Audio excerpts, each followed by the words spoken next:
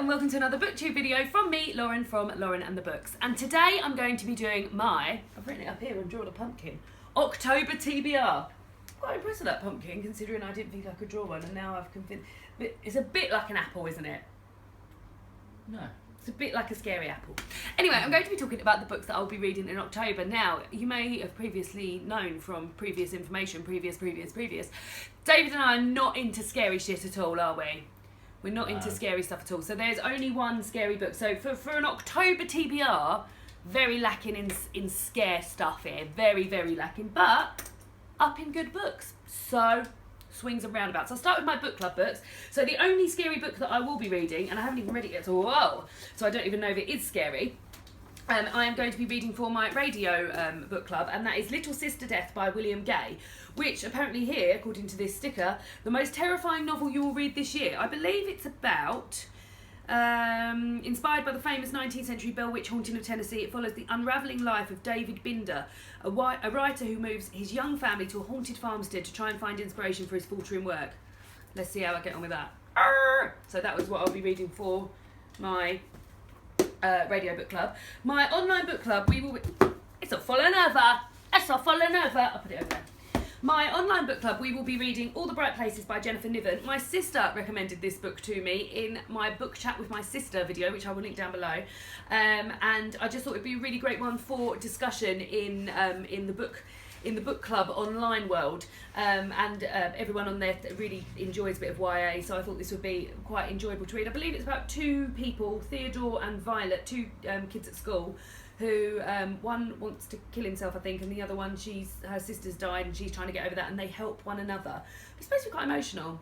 So yeah, that's what we were reading. And then in my book club at work, my normal physical book club, I will be reading on my Kindle, oh my goodness me, what's it called? Revenge of the Tide. Revenge of the Tide by Elizabeth Haynes. So I read Into the Darkest Corner by Elizabeth Haynes a couple of years ago.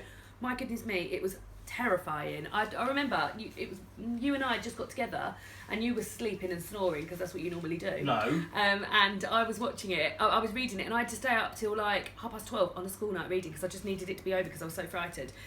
Also on my Kindle this year, I will be, last month, which I'll talk about more in my wrap-up, I read J.K. Rowling's released a series of short story collections to do with Harry Potter, and I read now they've got really long names, Short Stories from Hogwarts, I clearly don't know. Right, I've read Short Stories from Hogwarts of Heroism, Hardship and Dangerous Hobbies. I've read that one. So I've got Hogwarts and Incomplete and... No, that's the same bloody one. Hogwarts, An Incomplete and Unreliable Guide.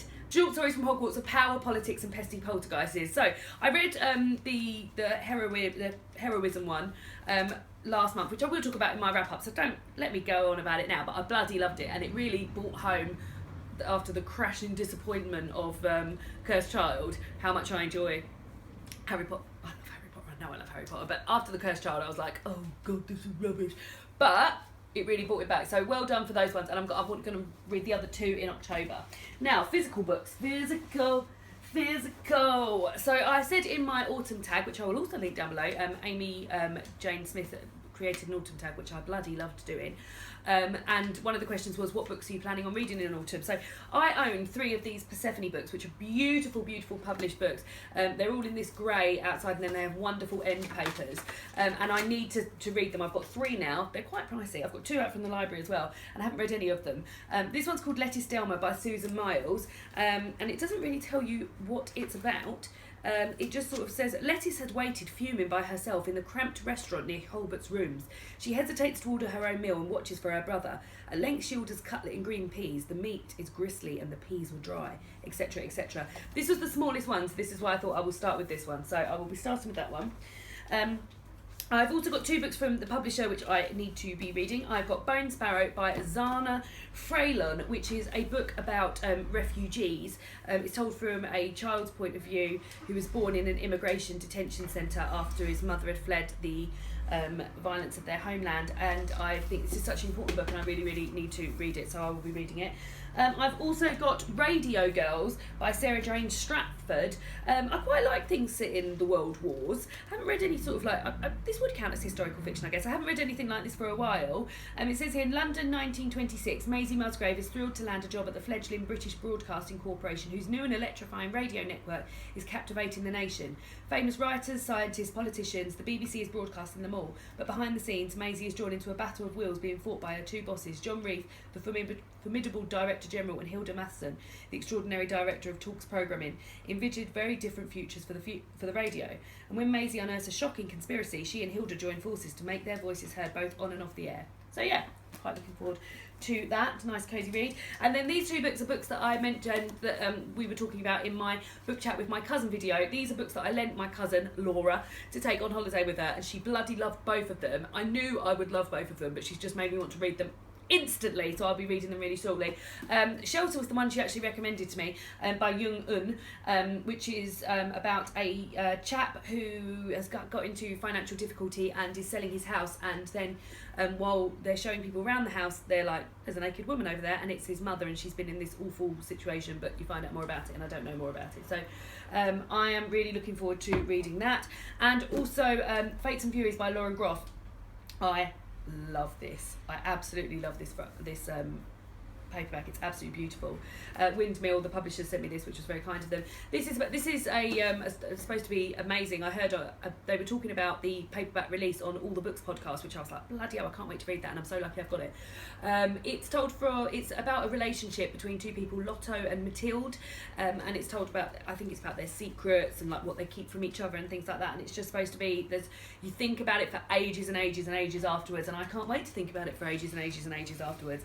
So those are the books that I will be reading in October. What guys? What books are you guys going to be reading? Are you going to be reading scary books? As I said, I won't be reading any scary books, but these are the books that I'm hoping to read. I'm also hoping to listen to another Harry Potter audiobook. We're listening to Goblet of Fire at the moment, aren't we? And I've been listening to it before I go to bed. I listen to it on the way to and from work, but David enjoys listening to it before we go to sleep, don't you? I do. And we listened to little 15 minutes of it this morning, so we've been really enjoying that. Stephen Fry does a wonderful job. So I'm hoping to listen to that. And there's a few audiobooks coming up. Actually, I might even do a video about that that I've seen on Audible that are going to be out soon that I'm really looking forward to listening to. So I've got a few coming up, and then these are the books that I'll be reading. So lovely to speak to you all. I'll see you all again on Wednesday for another BookTube video.